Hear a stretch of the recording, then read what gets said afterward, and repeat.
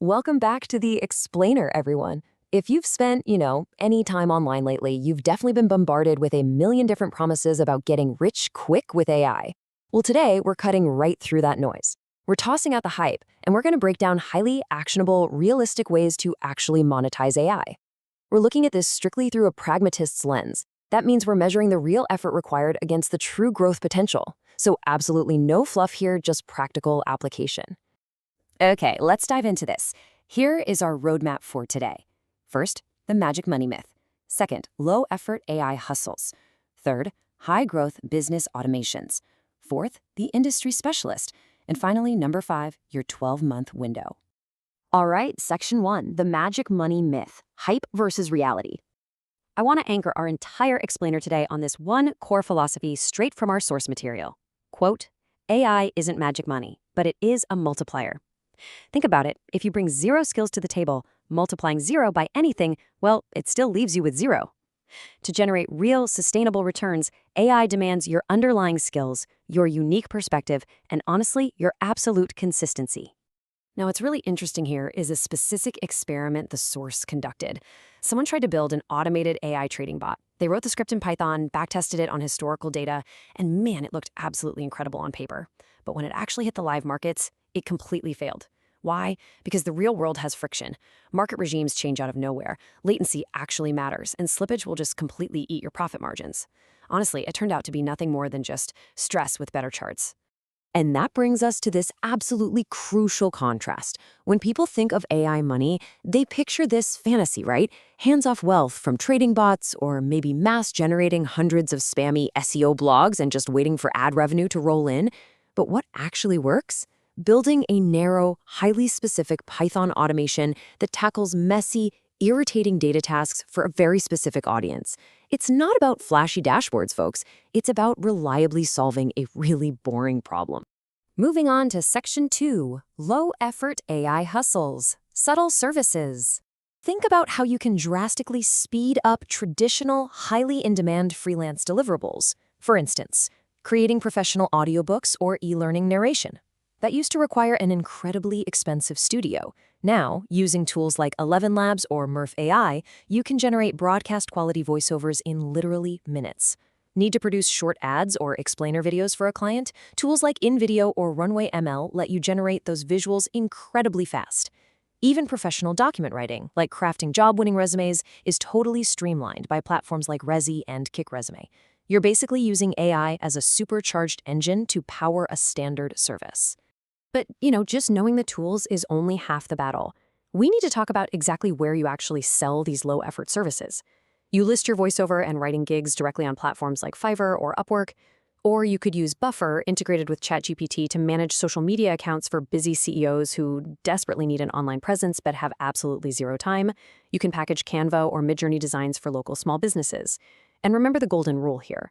Most business owners and creators simply do not have the time to sit down and figure out these AI tools themselves. They will happily pay a freelancer to just do it for them. All right, Section 3, high-growth business automations, selling relief. So the crucial point is this. What annoying repetitive problem would someone pay to make disappear? I really want you to frame this question in your mind right now because it is the golden rule for finding high-paying AI opportunities. Automation isn't magic, it's leverage. And leverage only matters when there's actual painful friction in a business process. Here is a staggering fact from our sources. 99% of businesses still have zero automation. They're doing everything manually. Let's map out high-value services directly to the no-code tools that make them possible. If a business needs a custom WhatsApp chatbot to handle customer support, you can build that using BotPress or VoiceFlow without writing a single line of code. Or if a real estate agency is just drowning in unqualified emails, you can set up a multi-step lead qualification funnel using Make.com and Zapier. Listen, these businesses do not care about the AI, they just care that you save their team 40 hours a week. And because you are solving structural, massive business headaches, the compensation scales dramatically. Our sources show that a single advanced automation setup can yield up to 2 lakh rupees. Furthermore, if you position yourself as an AI consultant, actually auditing workflows and training teams, your hourly consulting rates can scale up to 10,000 rupees an hour, entirely depending on your expertise. That is huge. Section 4, the industry specialist, the ultimate advantage.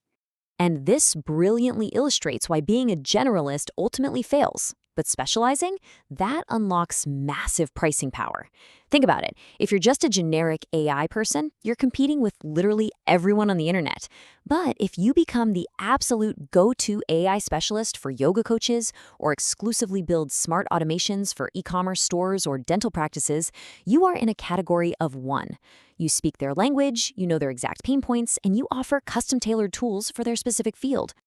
Once you dominate a niche, these are the exact services you provide to create unfair value. You're building industry-specific CRM setups so leads never slip through the cracks. You're designing tailored data cleanup workflows to take messy client inputs and just spit out clean, usable reports. You're conducting team audits. And, crucially, this is the big one, you charge a monthly retainer for maintenance and monitoring.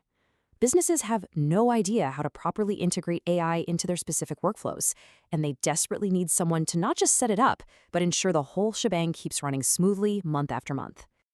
I really want to highlight the core philosophy of this winning formula. Focus entirely on the user, not the technology.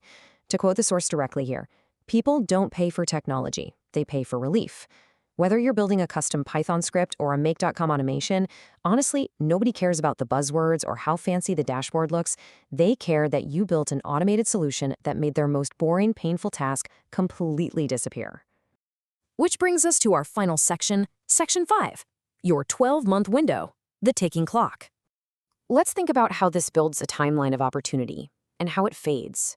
The people consistently making $10,000 or more per month right now, they're doing so because they hold an early adopter advantage. They have proven systems in place while the general public is, quite frankly, still struggling to write basic prompts. But in 6 months, that competitive advantage begins to shrink as saturation increases.